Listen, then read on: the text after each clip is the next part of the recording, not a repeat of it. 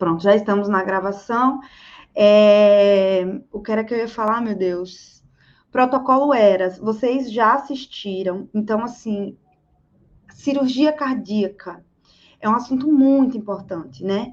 Então, as doenças cardiovasculares aí continuam matando muito e cada vez mais deixando sobreviventes em fase terminal que precisam do transplante, e com as tecnologias que a gente tem, cada vez mais a gente vai ver ventrículo artificial por aí, né?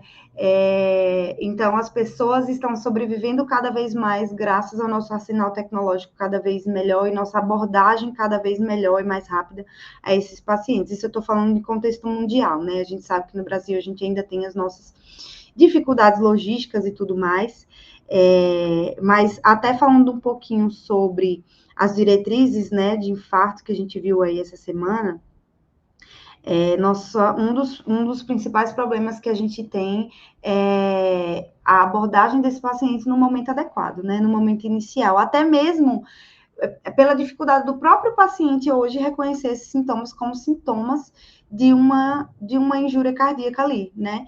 Então, isso, com o passar do tempo, a gente vai conseguir educar cada vez mais a nossa população, eu tenho fé nisso, e nós vamos ter leigos cada vez mais sábios dentro dessa parte, né? Que possam cuidar dos seus entes queridos e que possam se cuidar para que a gente não chegue nesse momento. Mas, se precisarem chegar nesse momento, nós estaremos lá capacitadas para cuidar desses pacientes.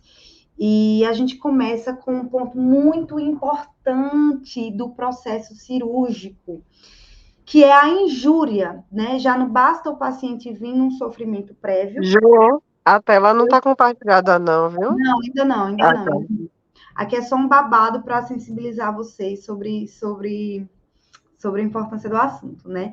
E aí lembrar para vocês que a gente foca muito coração, coração, coração e tal, ai meu Deus, choque cardiogênico, vamos cuidar disso no pós-operatório, mas a gente precisa lembrar que o comprometimento do paciente pós essa cirurgia é sistêmico, todos os sistemas vão responder de alguma forma. Por quê? Porque a cirurgia cardíaca nem sempre ela vai acontecer para vocês no contexto agudo. Muitas vezes vai ser uma internação eletiva de um paciente que já vem sendo acompanhado há tempos e que precisou dessa cirurgia para melhorar sua qualidade de vida.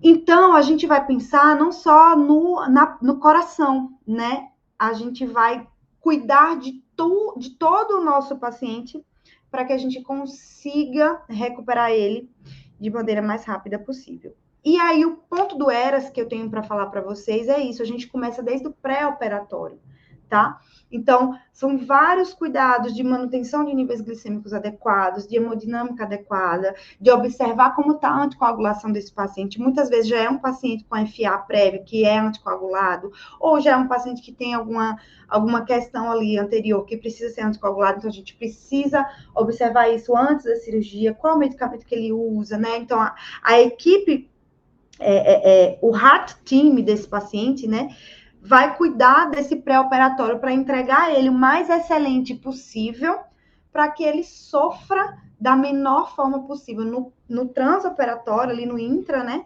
e no pós-operatório, tá? Então, nossa aula, ela vai estar focada... Oi? Uma dúvida.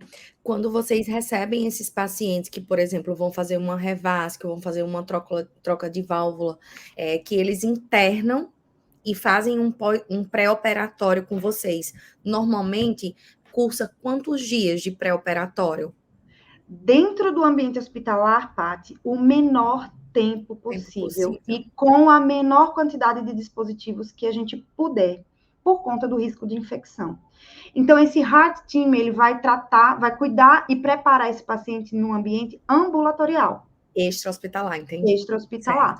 Então, é aquele paciente que vai para consulta, que vai suspender os anticoagulantes X dias depois, a depender, né, do tipo de medicamento que ele está utilizando. É aquele paciente que está em atividade física, que está com ajuste nutricional adequado. Se é aquele paciente diabético, controle adequado da glicemia e pensando também na hemoglobina glicada. Então, veja que é um preparo, é como se fosse aquele treinamento para a Olimpíada, né? A gente vai preparar no mundo ideal, claro, né? Que a gente sabe que a realidade não é essa, no contexto geral, mas no mundo ideal, o que a gente quer é esse paciente treinado e preparado para esse momento. E não só fisicamente, Paty, a gente também precisa de um preparatório, assim, todo psicológico. Então, esse paciente, ele precisa entender como vai ser a cirurgia dele, ele precisa entender o que é a SEC, o que são os drenos, o tipo de válvula que ele vai colocar, por que depois ele precisa ficar anticoagulado, por que é uma cirurgia demorada, por que ele vai sentir dor no pós-operatório, qual a importância do atitudinal dele no pós-operatório para que ele esteja disposto a caminhar, disposto a sair do leito rápido, o que isso impacta na vida dele. Então, quando ele vai para a cirurgia preparado para esse momento, não só fisicamente, mas mentalmente, muda tudo. Ele já acorda disposto a caminhar, já acorda disposto a sair do leito, ele entende o porquê daqueles drenos, ele não acorda assustado e desesperado, sem saber o que está acontecendo, né? Então, isso muda tudo, isso muda toda a experiência do paciente, né? Então, esse manejo pré-operatório é fundamental.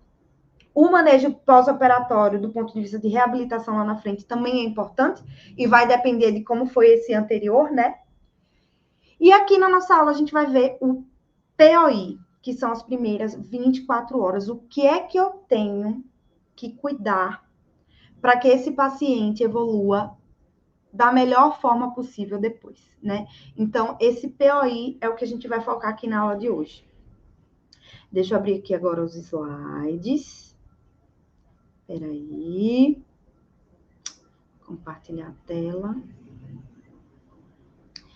Janela, deixa eu ver se é essa, cirurgia cardíaca. Deixa eu ver. Sim! Então, como a gente viu aqui, a gente tem vários momentos, né?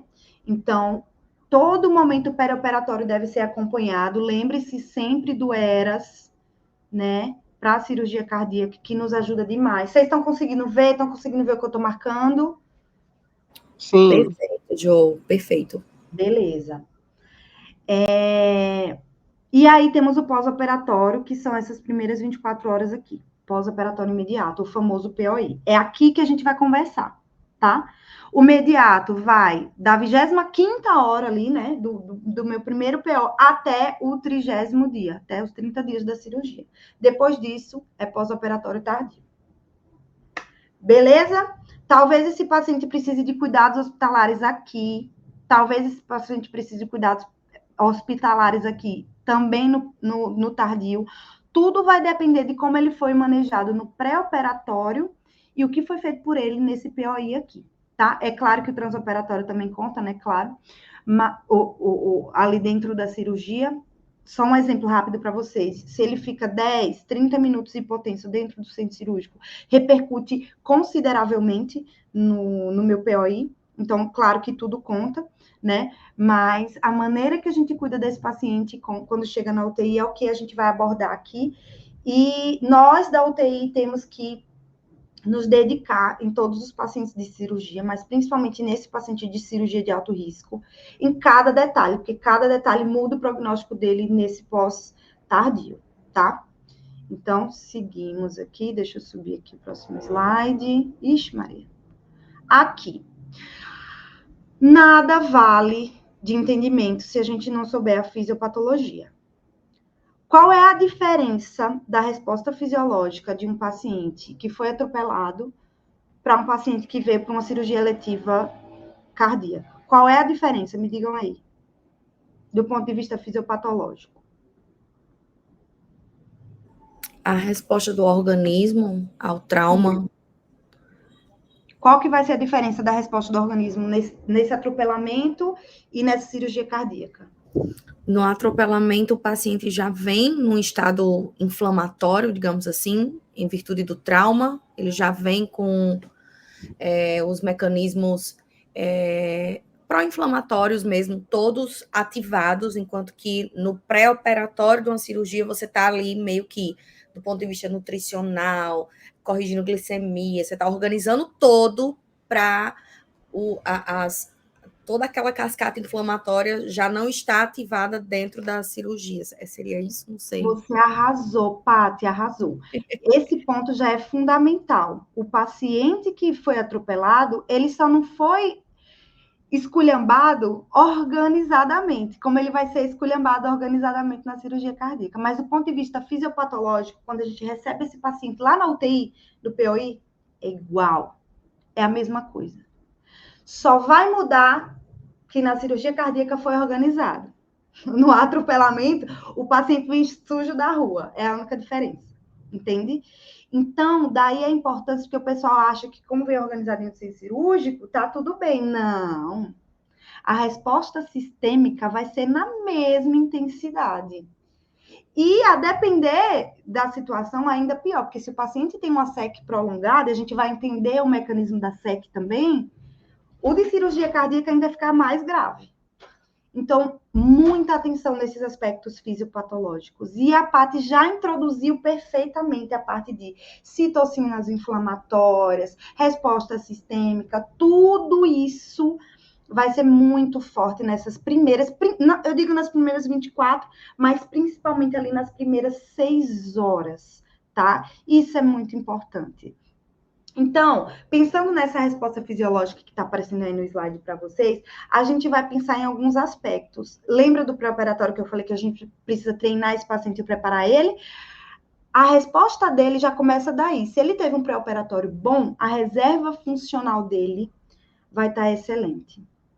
Se eu tenho eventos extrínsecos que contribuem para a piora dessa resposta, a gente vai ver nesse momento do POI. Então, por exemplo, aquela hipotensão que ele ficou no intraoperatório, a hemoglobina glicada dele que não foi acertada antes da cirurgia, um anticoagulante que não foi suspenso adequadamente lá no pré-operatório dias antes da cirurgia, um contexto agudo que ocorreu a esse paciente, por exemplo, é um paciente que está em planejamento eletivo para cirurgia dia tal, mas aí ele teve um evento isquêmico 5 dias antes da cirurgia, tudo agudo, e aí não deu para segurar esse paciente, ele vem no momento de emergência, né?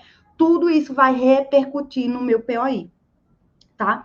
E aí, um outro ponto importante que eu acrescento aqui, né, para além do trauma cirúrgico comum, porque tudo isso que eu falei aqui pode acontecer em qualquer cirurgia. Já peguei cirurgia abdominal eletiva, já peguei uma gastroplastia ali, né, aquele paciente que vai fazer a redução de estômago lá, como é que o povo chama, meu Deus? Bariátrica, que quase morreu, né? Vem com um trauma cirúrgico importante, fica muito inflamado. Tem contextos do próprio paciente que vão contribuir para essa resposta ser piorada. Então, tudo pode acontecer numa cirurgia. E aí, indo para a cirurgia cardíaca especificamente, além de todas essas questões, a gente tem a SEC, né? O que é a SEC? A circulação extracorpórea. É um sistema que a gente vai precisar utilizar para fazer um bypass nesse paciente, para que a gente consiga acessar o coração de maneira segura, né? Contendo ali todo o sangue do paciente fora desse coração. E aí é que a gente tem um problema. Se todo esse sangue do paciente está indo para um ambiente extracorpóreo, a gente está tendo um ambiente não endotelial, onde esse sangue está circulando. E aí, o que eu vou ativar? Resposta inflamatória, cascata de coagulação e sistema complemento. Então, além de todo o estresse cirúrgico, a gente tem todo o estresse da SEC, tá? E, para terminar de lascar, ainda tem todo o mecanismo inflamatório que a ventilação mecânica traz, né? Todo o edema, todo o contexto de troca, que se eu aumento muito esse tempo de ventilação mecânica, eu também tenho consequências lá na frente, tá? Então, o meu paciente, ele vai ter essa resposta fisiológica diante desses insultos, de toda essa injúria. E qual é a ativação que eu tenho nesse sentido? Sistema nervoso simpático. O que é que eu tenho? Liberação de cortisol, GH e vasopressina, que vão me ajudar nessa resposta metabólica, pensando em situação de estresse, porque é um estresse metabólico gigantesco, né? Então, é luta e fuga totalmente, né? Então, eu tenho toda uma alteração do meu funcionamento orgânico, eu tenho um catabolismo gigantesco ali acontecendo, então eu tenho gliconeogênese acontecendo lá no meu fígado, eu tenho elevação de quantidade de glicose disponível ali no sangue, para que o meu músculo possa lutar contra essa injúria que está acontecendo, para que o meu organismo possa enfrentar esse problema, né? Eu vou ter a vasopressina também, para me dar esse tônus vascular, para todo esse processo acontecer, e isso acaba trazendo o quê? Retenção de água, né? Então, isso vai contribuir lá na frente para aquela formação de edema no meu paciente. Indo para a parte de resposta do paciente em outros aspectos, além de tudo isso que eu falei, a gente tem 2 pontos que estavam faltando eu citar. A hipovolemia, que vai ter a questão do choque, né? No caso aí do sangramento, e a questão da dor. Como é que eu vou manejar a dor desse paciente? Porque quando eu tenho ali a manipulação cirúrgica, que eu vou ter pele sendo manipulada, músculo sendo manipulada, vaso, nervo, tudo aquilo é manipulado no trauma cirúrgico, então eu vou gerar dor no meu paciente. E aí, essa ativação de transmissão ali, de impulsos, né, que vão gerar dor no meu paciente, vão contribuir para aumentar também essa resposta, porque eu vou ter também ativação de hormônios, eu vou ter também resposta inflamatória diante daquela dor local e daquela manipulação local. Então, vai ter formação de edema, aumento da permeabilidade capilar. Então, precisa de atenção no manejo dessa dor também, porque a dor piora esse processo. Então, se eu já estou tendo toda essa resposta inflamatória, eu cuido da dor do meu paciente para que a dor não seja mais um fator que contribua ainda mais para essa reação de luta e fuga, tá? Tem alguma coisa que eu falei que vocês não entenderam nada, que não fez sentido até agora, ou tá dando para entender? Peraí, Paty, desculpa. Aí, pode ir. Não, tranquilo, bem tranquilo. Você falou sobre tempo aumentado de SEC. O que seria um tempo aumentado de SEC? Talvez você vai falar mais na frente, né? Não, eu até nem ia. Eu vou falar de SEC sim, mas é um ponto que a gente já fala aqui, porque faz toda a diferença, Paty. Total diferença. Uma SEC boa tem que ser menos de 1 hora, tá? Menos de 1 hora de SEC, eu tô feliz da vida, porque eu expus menos esse sangue a uma superfície não endotelial e eu recuperei rápido o meu paciente. Isso é ótimo. Deixei ele menos tempo hipotérmico, deixei ele menos tempo vasoplégico, né? Ali, o coração, ele precisa receber uma solução de vasoplegia para ele ficar paradinho, para o cirurgião poder mexer ali nele. Então, tudo isso, quanto menos tempo eu expor meu paciente a isso, menor vai ser minha resposta inflamatória. Mas aí eu tenho cirurgia combinada, que é quando eu tenho que fazer uma revascularização e uma troca de válvula junto. Complicação intraoperatória, o paciente parou no intraop, teve algum problema. Na saída de SEC, por exemplo, ele tem que voltar para SEC.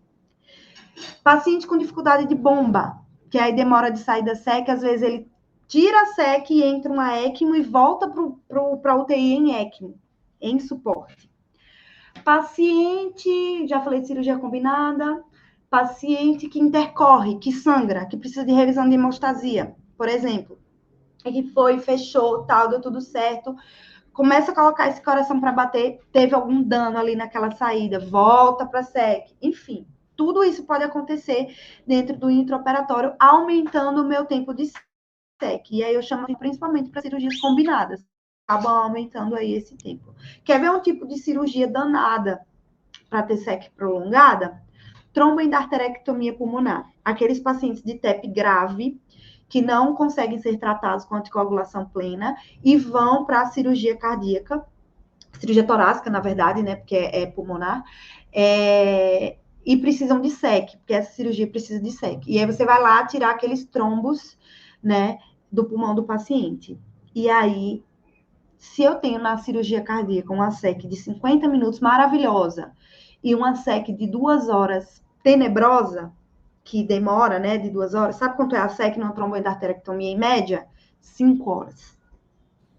Meu Deus, eu tô chocada. Eu não sabia que para fazer endarectomia precisava de tanto tempo. Achava que O era até... acesso é muito difícil. O acesso é muito difícil, Paty. Então, esse paciente ele fica muito, muito tempo em circulação extracorpórea, em hipotermia. Então, o pós-operatório desse paciente é uma inflamação gigantesca, gigantesca, gigantesca. Então, assim, a gente precisa muito dessa visão do enfermeiro. Oi, coisa linda! Boa noite! Lindo! A gente precisa muito, muito, muito do cuidado dessa enfermeira no beira-leito, tá? Para a gente ver esse paciente respondendo, aquecendo rápido, sem ficar hipotenso, sem falha de bomba, sem vasoplegia, sem dor, sem sangramento, porque aí a gente consegue uma recuperação melhor, mesmo com esse tempo maior de SEC. Ok? Ai, interrompi aqui sem querer, foi mal. Então, Paty, SEC ali maior que 1h30, mais ou menos, a gente já chama atenção para uma SEC mais prolongada, tá? Então, seguimos. Vamos para a próxima. Já falei dos hormônios, do babado todo. Então, só para reflexão de vocês, é de vital importância que o enfermeiro saiba que o trauma cirúrgico desencadeia respostas inflamatórias e hormonais que alteram o metabolismo orgânico ao longo do período pós-operatório, tá?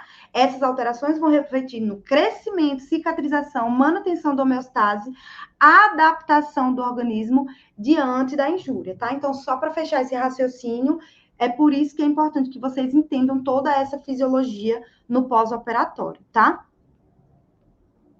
E aí, os tipos de cirurgia vascular, de cardiovascular, né, que a gente não vai focar muito aqui, mas só para vocês entenderem que existem as cirurgias corretoras, reconstrutoras e substitutivas, e elas podem ser, inclusive, combinadas, né? Então, só para que vocês saibam que existe essa classificação. A SEC. Então, a gente falou um pouquinho sobre isso, é a passagem do sangue através de um órgão, permitindo a substituição temporária da função da bomba cardíaca e da ventilação pulmonar, que a gente chama também de bypass, né? Faz uma pontezinha ali para a gente poder acessar esses órgãos de forma segura, sem comprometer a homeostase do paciente. Então, permite recuperar o sangue também no campo cirúrgico, né? Através do cell saver, a gente consegue ter a recuperação desse sangue aí após a anticoagulação sistêmica do paciente. O coração é mantido parado e nutrido por meio da solução de cardioplegia, como eu falei para vocês, e a função de bombeamento é desempenhada por uma bomba arterial, que pode ser de rolete ou centrífuga, mas na atualidade a gente usa mais a centrífuga, né? E a gente teve mais acesso a isso aí, para quem não trabalha no centro cirúrgico, né? Teve mais acesso aí com a ECMO, né? Que a gente pôde ver aí o funcionamento das bombas. Na SEC é a mesma coisa, mesmo tipo de bomba, né? Só que o funcionamento da SEC tem alguns detalhes aí diferentes em relação à ECMO, tá? Aqui só um sistema para vocês terem uma noção mais ou menos de como é, né? Então, a gente faz aqui a conexão na saída do arco aórtico, aqui na saída do átrio direito, né? E aí faz essa ligação, o sangue fica em todo esse reservatório aqui, e aí a gente tem as bombas que vão funcionando de acordo com a necessidade da cirurgia, né? E aí a gente consegue recuperar esse sangue também, caso a gente tenha ali, né, dentro do local cirúrgico ali, né, da abordagem cirúrgica, a gente consegue fazer a recuperação desse sangue, tá? E aí, gente, como é que esse paciente chega para mim na UTI? Olhando ele de cima a baixo, assim, a gente recebe ele desse jeito. É claro que a gente vai evitar a exposição desse paciente, mas saibam que ele precisa ser exposto nesse primeiro momento, tá? Você vai receber esse paciente, você vai precisar expor esse paciente. Vai estar dentro do leito com você a equipe da UTI, seu técnico de enfermagem, seu fisioterapeuta, seu anestesista dessa cirurgia, o cirurgião, todo mundo vai chegar junto e a gente vai fazer essa transição de cuidados na beira do leito. Não existe um enfermeiro de UTI receber um paciente, ver o paciente chegando lá do corredor no POI de cirurgia cardíaca, né? A equipe entrando lá no leito e você lá do outro lado, fazendo a visita, olhando os catéteres do paciente do leito 2, que está lá 3 dias, estável. Não. POI é beira-leito. Deixa a equipe recebendo ali, que depois eu vou fazer a minha visita de enfermagem. Não existe isso, tá? Admissão em UTI, de maneira geral, é beira-leito. O paciente está chegando, você vai lá receber. Mas eu já recebi o plantão pelo telefone. Não interessa, tá? Neurológico. Nem sempre esse paciente vai chegar com sedação para você, tá? Às vezes ele vai chegar sob efeito residual de sedação, mas sem nada contínuo. E essa avaliação é bem dinâmica, tá? Se ele já chega estável e não sangra nas primeiras 6 horas, não existe para que você manter sedação contínua. Ai, chegou grave. O que é grave? Porque tá entubado? Não, tá? Ele é grave se tem algum contexto que justifique ele ficar sob efeito de sedação, tá? Um exemplo, se esse paciente já chegou sangrando, existe uma possibilidade iminente ali dele voltar para o centro cirúrgico. Então, não faz sentido eu fazer um despertar nesse paciente para ele ser estubado, porque ele não vai ser estubado nesse primeiro momento. Chegou no tempo zero, você coletou sua gasometria arterial, veio com uma relação de 100. Você vai pensar em estubar esse paciente? Óbvio que não. Ele vai precisar ser recrutado. Ele vai precisar de manobras de recrutamento alveolar para melhorar essa oxigenação. Então, faz sentido ele se manter sedado. Agora, é um paciente que chegou estável, não teve sangramento, a relação veio boa, não precisou recrutar. Não tem por que eu manter sedado. Então, essa é uma discussão multiprofissional que a gente faz beira-leito de forma dinâmica, de hora a hora. Então, é por isso que eu falo para vocês que as primeiras 6 horas são fundamentais, tá? Então, é um paciente que vai chegar sob efeito residual de sedação, vai chegar para você entubado, vai chegar para você com uma sonda nasogástrica, tá? Pode ser orogástrica também, a depender da dificuldade que o anestesista teve de passar lá, né? Tudo depende. Vai chegar para você com um catéter central. Pode ser só um catéter central? Pode. Pode ser um catéter central e um Swan-Ganz? Pode também, tá? Vai chegar para você com esternotomia, com a ferida operatória, que pode estar com curativo limpo e seco e ficar sujo em 2 minutos. Pode ser um curativo que fica ok, pode ser um curativo que já chega sangrando para você. Então, fica de olho vivo nisso, tá? Vai chegar para você com 3 drenos, ou um dreno, ou 2, mas pelo menos um dreno ele vai ter. Drenos pleurais, drenos mediastinais, ele vai chegar assim para você. Vai chegar para você também com monitorização de PAI, tá? Vai chegar monitorizado com pressão arterial invasiva. Pode chegar para você com acesso periférico junto também, porque às vezes eles iniciam o acesso periférico para já ir sedando o paciente e depois passam o acesso central. Vai chegar para você com sonda vesical de demora. Se for um paciente de tromboendarterectomia pulmonar, pode chegar para você com uma sonda com temperatura vesical, né, com termômetro vesical, pode acontecer, porque às vezes esses pacientes precisam dessa monitorização. Vai chegar para você com o oxímetro, você também vai chegar com a monitorização, você também vai ver esse paciente com a monitorização de eletrocardiograma, né? Pode ser que já chegue para você com meio compressor ou não. Pode ser que já chegue para você com ferida operatória da safenectomia, porque se for uma revascularização com ponte que foi utilizada a safena, ele vai vir com ferida operatória no membro inferior direito ou esquerdo.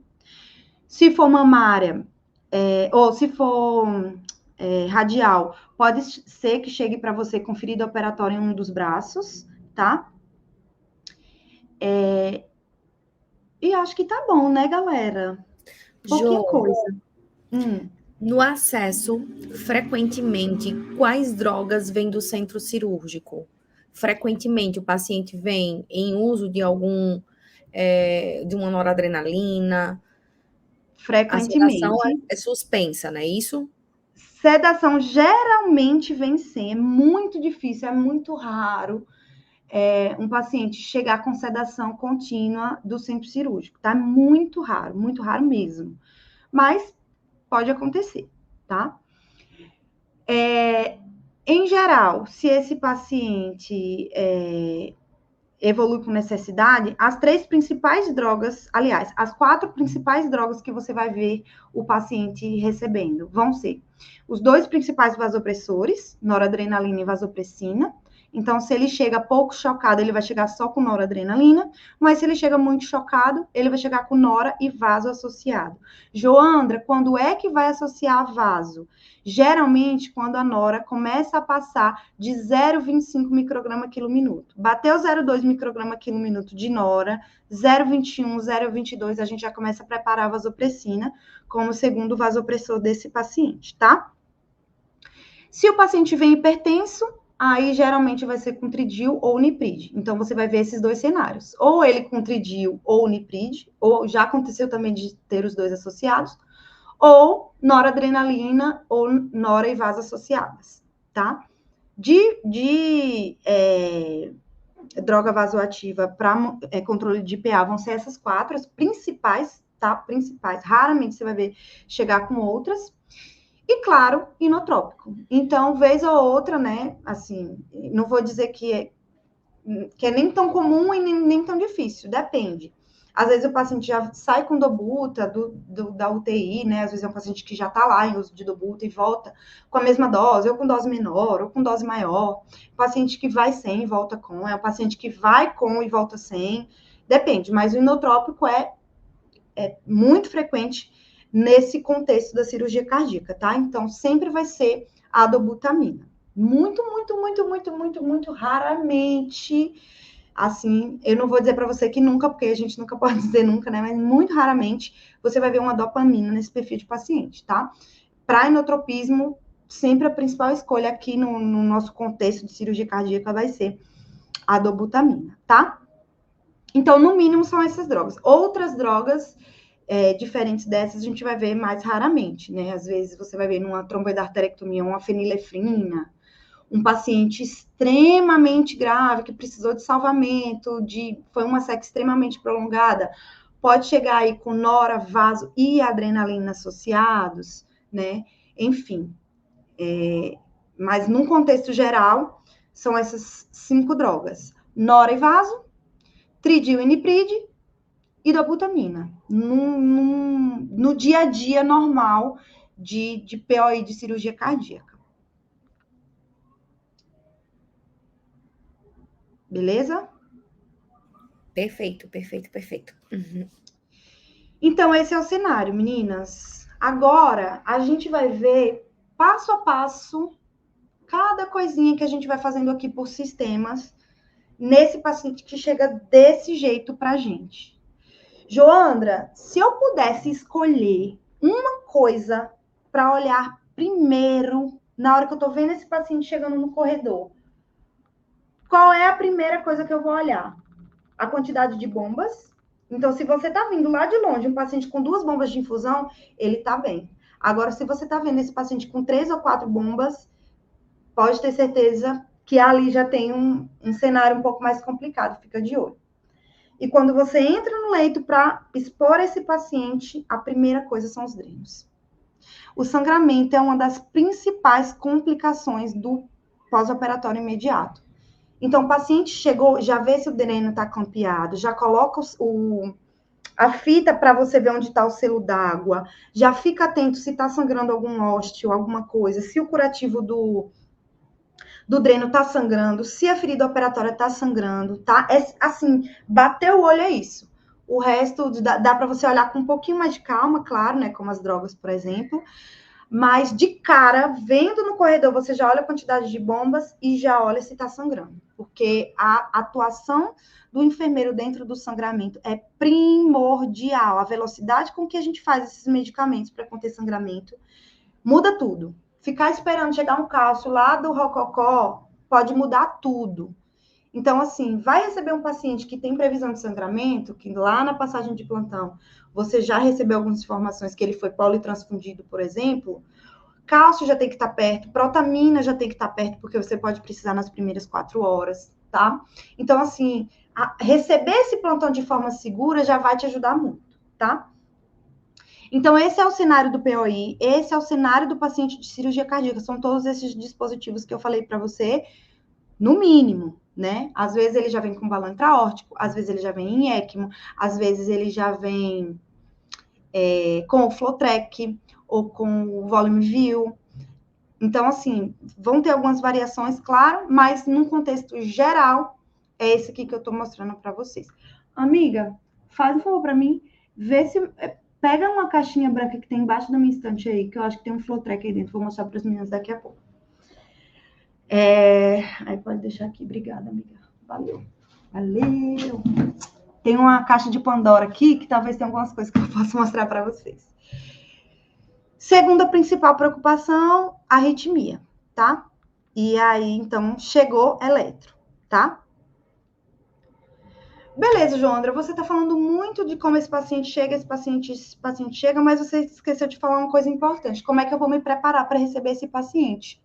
E foi ótimo vocês terem perguntado sobre alguma coisa aí que você perguntou, meu Deus, foi a Tati, a Paty perguntou das drogas, né? Foi ótimo perguntar sobre isso, porque aí eu já me lembrei da passagem de plantão. É fundamental, gente, que vocês tenham estruturado no ambiente que vocês estão trabalhando uma transição de cuidados segura, tá? A gente sempre fala que tem que ter protocolo para tudo, tem que ter. E uma sugestão que você consegue fazer ali na sua unidade, você já consegue otimizar isso sem precisar muito esperar que alguém, alguma alma iluminada, traga essa solução para vocês, tá? Então, se vocês estão vendo que a passagem de plantão está sendo falha do centro cirúrgico para UTI, chama a galera, vamos tentar construir uma rotina bacana de passagem de plantão, tá? Então, o que você não pode perder de informação nesse paciente de cirurgia cardíaca? Obviamente, a cirurgia que ele fez, porque se foi cirurgia combinada, o risco de FA, por exemplo, é muito maior. O tempo de SEC, por motivos óbvios, vocês já viram, SEC menor e SEC maior mudam tudo no POI, então vocês precisam saber qual foi a SEC para vocês já se programarem para o pós-operatório de vocês.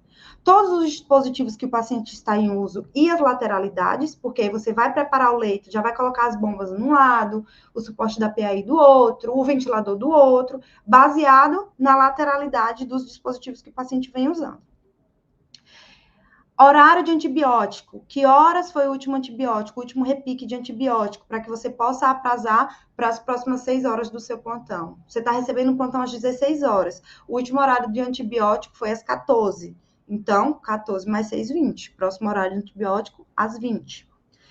Balanço desse paciente. Claro que o centro cirúrgico não vai te dar o balanço exato. Óbvio, né? Mas o que eu espero que você se incomode na hora que você for pegar o plantão? Saber quanto o paciente recebeu de volume no intra-op, se ele foi politransfundido ou transfundido, né, de alguma forma, se recebeu concentrado de hemácias, se teve alguma recuperação de sangue no cell saver, se ele urinou, se essa urina que a enfermeira falou assim, urinou 600 ml. Aí, quando você chega, recebe ele do centro cirúrgico, tem 800 ml na bolsa. Esses 800 ml são 600 que ela falou mais 200? Ou ela desprezou 600 lá e o paciente urinou mais 800 quando chegou, né?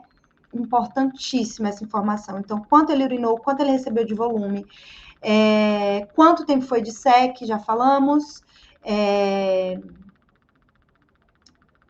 Qual é outra coisa? Antibiótico, os dispositivos e a pele do paciente. Importantíssimo você saber se o paciente está saindo do centro cirúrgico com a pele íntegra. Porque se você admite o seu plantão e não olha a pele do seu paciente, escreve pele íntegra na sua admissão, e sua coleguinha da noite pegou uma lesão na sacra, a lesão é da UTI. Agora, se a enfermeira do centro cirúrgico passa para você pele íntegra, você recebe esse paciente na admissão com lesão no nariz da sonda nasogástrica, com lesão no meato por conta da sonda vesical, por alguma lesão na sacra, na escápula, alguma coisa, a lesão não é da UTI, a lesão é do centro cirúrgico. Joandra, isso não muda nada, porque o paciente está com a lesão do mesmo jeito e não. Muda tudo. Indicador é muito importante. Então, quando você consegue mapear exatamente onde aconteceu essa lesão, as medidas para cada setor, elas vão ser diferentes. Então, independente desse paciente, de que a UTI vai cuidar desse paciente no pós-lesão, se essa lesão for de centro cirúrgico, o centro cirúrgico precisa melhorar os processos. Então, a notificação vai para eles para que eles melhorem os processos deles. Se a gente traz essa lesão sempre para a UTI, o centro cirúrgico está entendendo que está tudo bem, que não está acontecendo nada com eles, e não é bem assim.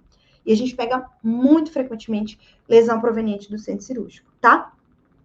Nem sempre do posicionamento cirúrgico, mas bem comum dos dispositivos, né? Então, muita atenção, tá? Às vezes pelo tempo de cirurgia, né, Jô? Oi, Lore, desculpa. Às vezes também acontece pelo tempo de cirurgia prolongada, se você não usa, não previne, né, não coloca o colchão, enfim, não faz as proteções, acaba que o paciente chega com a hiperemia monstra.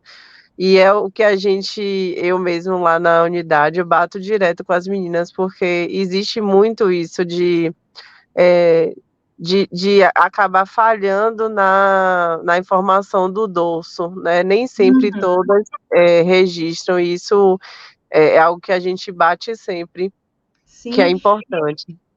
falou tudo, Lore. E um outro ponto bacana da gente estar familiarizado com a cirurgia cardíaca é que, apesar de ser um paciente que requer muita vigilância, se ele foi tratado num serviço seguro, enfim, a cirurgia ocorreu com sucesso, ele não é um paciente instável. Eu já recebi várias revascularizações do miocárdio com um paciente extubado em catetezinho nasal, com um dreno só, com SEC de 50 minutos. Isso é uma realidade no Brasil, sim. Não é em todos os centros, claro, mas é uma realidade. Então, muitas vezes a colega da UTI que está recebendo esse paciente fica morrendo de medo de virar esse paciente, de ver a sacra desse paciente, de mobilizar esse paciente. Não tem contraindicação. Ele pode ser mobilizado, sim. Ele pode ser despressurizado, sim. Daqui a 6 horas ele vai estar estubado. De manhãzinha cedo ele já está caminhando no corredor. Sim. Tá? O pessoal fica com medo porque chega entubado, chega com um monte de dispositivo e já associa isso à instabilidade hemodinâmica. E não necessariamente vai ser assim, né? E aí, meninas, só finalizando, só para fechar essa parte do POI do tempo zero, né? Você precisa pegar todas essas informações que eu falei, tá? Do paciente, né? Dispositivos, tempo de SEC, volumes que foram infundidos e diurese. O dreno, muito importante você saber o selo d'água. Claro que, geralmente, as instituições já são bem protocoladas, o selo d'água é igual no hospital todo, mas, às vezes, você trabalha num lugar onde o centro cirúrgico trabalha muitas equipes diferentes. Então, às vezes, o selo d'água é de 300, às vezes, o selo d'água é de 500, às vezes, o tipo de dreno é diferente. Então, muito importante você saber o tipo de dreno e o selo d'água, porque, às vezes, o selo já vem pintadinho ali com um pouco de sangue, e aí você não sabe se sangrou mesmo ou se é só o selo d'água. Então, já precisa marcar isso no tempo zero, tá? Que mais, meu Deus? Ah, sim. E a última coisa que estava faltando eu falar, de você pegar em plantão antes desse paciente subir, tá? Então, SEC, antibiótico,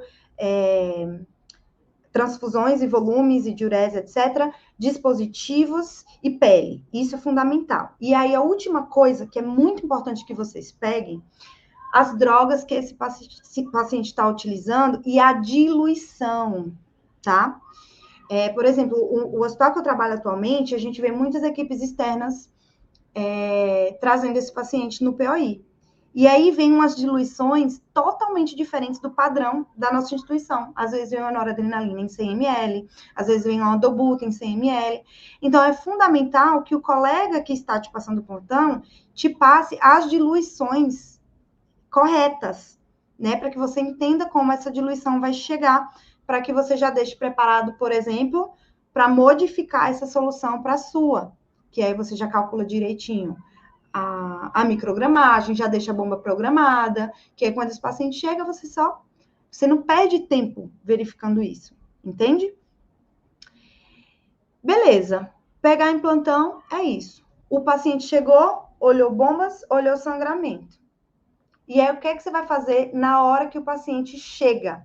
3 coisas importantíssimas: eletrocardiograma, glicemia e temperatura.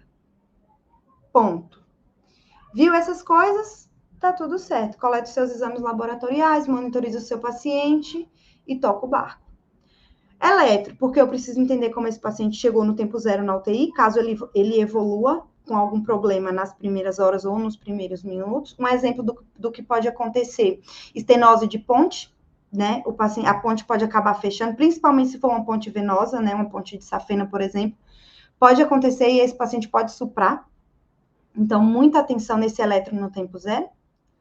A glicemia, por motivos óbvios, o paciente tem absolutamente tudo para estar hiperglicêmico e você vai manejar essa glicemia de hora em hora, então no tempo zero você precisa fazer. E, claro, a temperatura, porque esse paciente estava hipotérmico no centro cirúrgico, por conta de todo o contexto intraoperatório, e a hipotermia contribui para deixar a cascata de coagulação trabalhando bem devagarzinho, bem preguiçosinha. Ou seja, se o paciente está gelado, é igual a sangramento. Então, eu tenho que aquecer esse paciente o mais rápido possível para diminuir o risco de sangramento. Ok?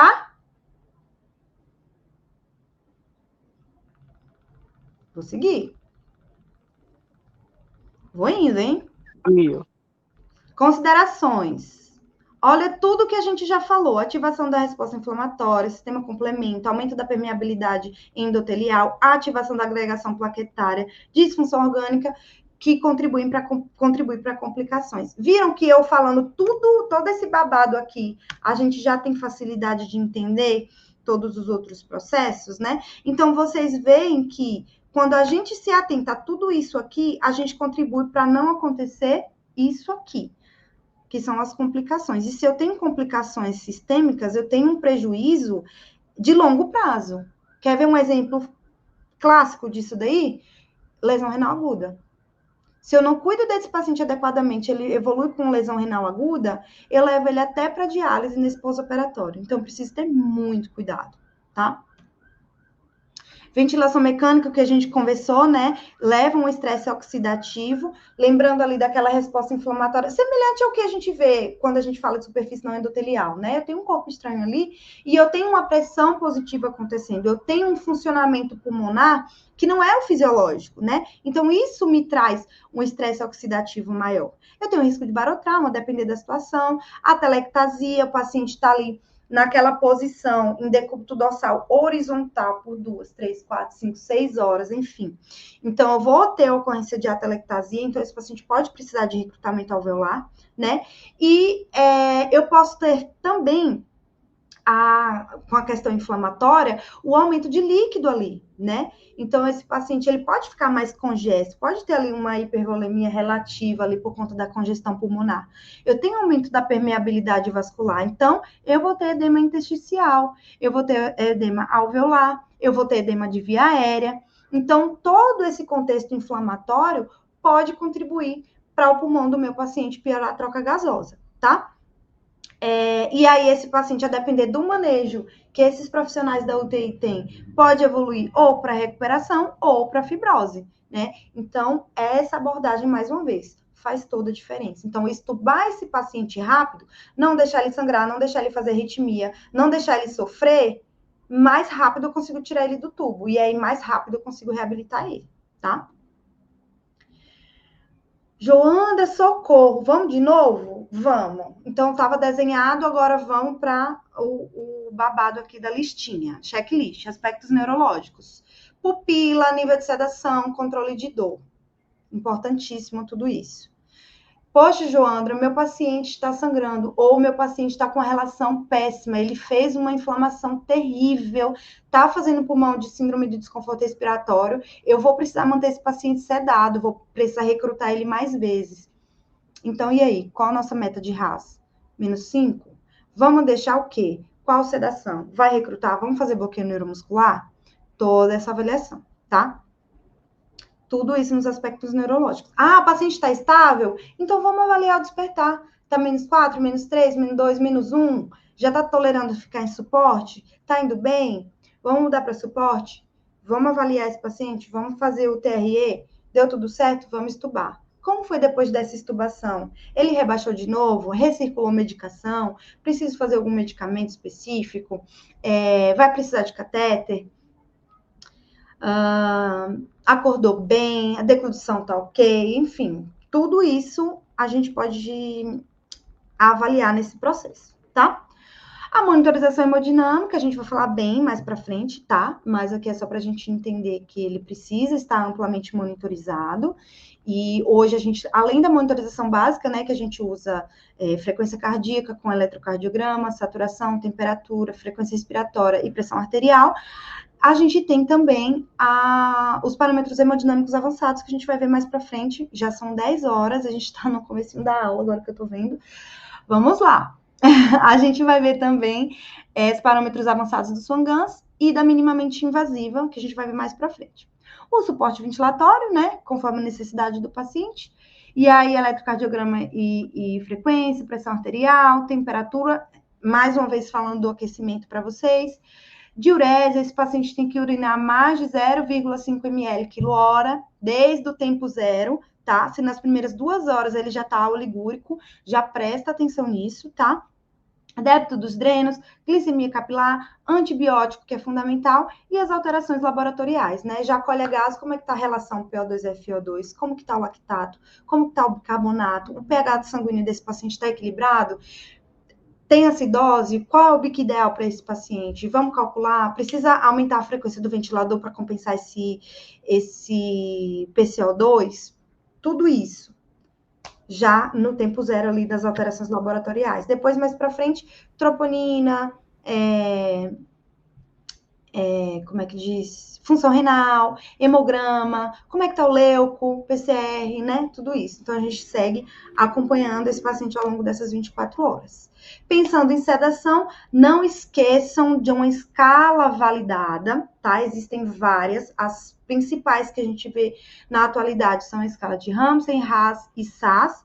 Mais comumente ainda aqui no Brasil a gente vê muita escala de Haas, então compreendam o uso dessa escala, a aplicabilidade dessa escala. Eu tenho um ranço quando eu vejo uma pessoa sem sedação nenhuma, aí a criatura lá aplicando escala de Haas, ou o paciente sedadaço em Haas -5, a pessoa dando Glasgow 3. Isso não existe, tá? Paciente sob efeito de sedação, mesmo acordado, tem que ser avaliado pela escala de Haas, ok? Quer dizer, pela escala de sedação, né? Tô falando que é a escala de Haas comparando com Glasgow, né? Claro. Mas aí você vai usar que tem mais aí na sua rotina. Elas 3, aqui do exemplo que eu dei para vocês, são equivalentes e são validadas, tá? Então, aqui o exemplo que vocês já conhecem, né? Haas vai de -5 a +4, sendo -5 o paciente mais sedado e +4 o paciente mais agitado. E essa meta que vai aqui entre 0 e -5 é o que a gente vai utilizar como definidor da conduta, né, para o tipo de sedativo que vai utilizar, a dose, enfim, de acordo com a resposta do paciente e de acordo com a meta, né? Aí você vai tateando ali os medicamentos de acordo com essa meta estabelecida. Isso pode ser feito pelo profissional médico, solicitando para a equipe de enfermagem, ou em alguns centros aí, né, a gente pode ver também a meta estabelecida de Haas e a própria equipe de enfermagem tateando ali a sedação para esse manejo, para alcançar essa meta de Haas. Isso vai depender do centro que você está trabalhando, do país que você está, enfim. E aqui é o que geralmente está fora da meta, né? Então, o paciente que está sob efeito de sedativo e está apresentando um Haas acima de +1, a gente vai precisar identificar a causa. É dor? É delírio? É agitação por desconforto do tubo ou de alguma coisa, e aí esse paciente não pode ser entubado agora, então vamos aumentar a sedação? Então, essa faixa aqui, fora do que usualmente é uma meta, a gente vai analisar para ser definidor de conduta aí para esse paciente, tá? E aí, SAS, com o mesmo raciocínio, de 1 a 7, a dor no pós-operatório, se esse paciente estiver acordado, ele vai ser avaliado pela escala verbal numérica, né? Ou enfim, existem vários tipos de avaliação e eu vou falar da BPS daqui a pouco para vocês, tá? Então, experiência do paciente, porque eu sempre coloco isso. Porque, por mais que muitas vezes o paciente ele vá para a UTI, para o hospital, de forma geral, né? Para tratar uma doença, né? Na maioria das vezes. E por mais que a gente saiba que muitas vezes é uma experiência dolorosa, se esse paciente sente muita dor, ele não volta no serviço. Ele não volta por conta da experiência traumática da dor. Então, se eu consigo me antecipar e evitar que meu paciente tenha uma experiência prolongada com a dor, eu consigo garantir que mesmo dentro de uma experiência desafiadora, que é a internação hospitalar, ele confie naquela empresa, ele confie naquele hospital, ele confie naquela instituição para voltar de novo, caso ele precise. Por quê? Porque diante do problema agudo dele, ele foi bem tratado, ele foi respeitado e a dor dele foi considerada. Então, isso é muito importante, tá, gente? Real. tá? Muito importante. E aí, vários exemplos de avaliações, essa aplicabilidade aí para vocês vai depender do perfil do paciente. E para o nosso paciente de POI, Behavior Pain Scale, que é a BPS, famosa BPS, que vai avaliar o paciente intubado e sedado. Expressão facial, movimento dos membros superiores e como ele está acoplado na ventilação mecânica. Qual é o mínimo de BPS, Joandra? 3, tá? Então, a partir de 4, a gente pode supor que esse paciente está com dor e a gente precisa tentar identificar a causa, né? Que é mais desafiador porque ele está entubado e sedado, mas eu preciso ali de alguma estratégia não farmacológica ou farmacológica a partir do 4. Tá?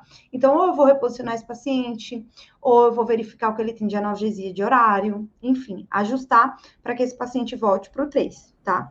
Então, relaxada, parcialmente tensa, totalmente tensa ou fazendo careta, são as expressões faciais que o paciente pode apresentar. Movimentos dos membros superiores, relaxado, parcialmente flexionado, totalmente contraído. E na ventilação mecânica, tolerando movimentos, tossindo um pouco ou lutando com o ventilador, esse paciente vai pontuar. Então, quanto mais ele pontua, quanto maior o valor da escala, mais dor a gente entende que esse paciente está sentindo, tá? Jo, normalmente esse paciente que vem do centro cirúrgico em desmame da sedação, ele precisa receber analgesia. Com que é que normalmente vocês fazem analgesia? Olha, em geral, a gente utiliza morfina na minha realidade, tá? Como vocês viram, né, lá no ERAS, a ideia da gente usar opioide é, assim, que seja a menor quantidade possível, pelo menor tempo possível, tá? Você vai ver lá no ERAS todas as indicações, então, por exemplo, para evitar benzodiazepínico associado a isso, tem algumas estratégias com pregabalina e com outros tipos, tá? Mas, assim, importantíssimo que a gente precisa evitar nesse paciente são os anti-inflamatórios não esteroides, tá? Evitar, sim, totalmente a utilização desses medicamentos. E o que a gente vê de prática que já fica para esses pacientes é a dipirona, tá? Fica dipirona de horário. E o resgate geralmente é feito com morfina. Tá? Isso vai depender do protocolo institucional, vai depender da realidade local, mas a gente precisa entender que isso precisa ser pelo menor tempo possível. E se a gente está identificando que a única causa, por exemplo, da sincronia com o ventilador é dor, se a gente não consegue identificar outra causa, assim, vamos evitar mesmo utilizar bolos do sedativo que o paciente estava utilizando. Por exemplo, às vezes a gente vê com frequência bolos de fentanil, bolos de midazolam, que a gente evita nessas situações, tá? É claro que a equipe, né, a depender da situação clínica, pode acabar lançando mão disso, mas se for para usar um opioide, que seja a morfina, tá? Então, beleza, seguimos. Tá tranquilo? Dá para seguir? Vamos embora. Monitorização cardiovascular, eu tenho não invasiva, minimamente invasiva e invasiva. Não invasiva vocês já conhecem, é tudo que o nosso paciente de UTI já recebe ali, tá? E a minimamente invasiva, eu vou precisar de uma PAI em algum lugar, seja na radial ou na femoral, né? E aí eu tenho vários parâmetros, tá? E se eu associar essa monitorização minimamente invasiva a um acesso que tenha fibra ótica aqui ou com fibra ótica ou sem fibra ótica, se eu coloco um acesso central e associo nessa monitorização minimamente invasiva, eu consigo PVC, eu consigo resistência vascular sistêmica, que me ajuda também em algumas situações e continua sendo minimamente invasiva. E se eu for utilizar uma monitorização invasiva, eu tenho o catéter de artéria pulmonar, que é o Swan-Ganz, que é a mais invasiva de todas e que, além de todas essas, enfim, de várias desses parâmetros, eu vou ter também a saturação venosa mista, o perfil cardíaco e o perfil de oxigenação desse paciente, com vários outros parâmetros calculados lá no Swan Ganz, tá? Mas o mais interessante é que aqui no Swan Ganz, que eu não vou ter aqui nessa minimamente invasiva, é a análise da minha pré-carga de ventrículo esquerdo, né? Que é bem importante em alguns cenários. Então, o Swan Ganz consegue trazer isso pra gente, tá? E aí, pressão arterial, a gente começa a nossa parte de monitorização falando sobre a pressão arterial, que é a pressão do sangue injetada pelo coração na parede arterial, e eu vou ter como fatores determinantes o meu débito cardíaco, claro, a minha volemia e a minha resistência vascular sistêmica, né? Se esses vasos estão muito dilatados ou muito constritos, eu vou ter alterações na minha pressão arterial. Querem dar uma pausa de 2 minutos aqui para a gente respirar um pouco? Beber uma água para a gente dar continuidade. Tem 1 hora que eu estou falando aqui, eu não sei se vocês estão comigo aqui ainda.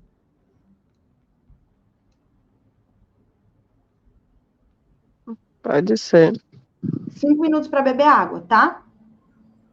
Tá, beleza.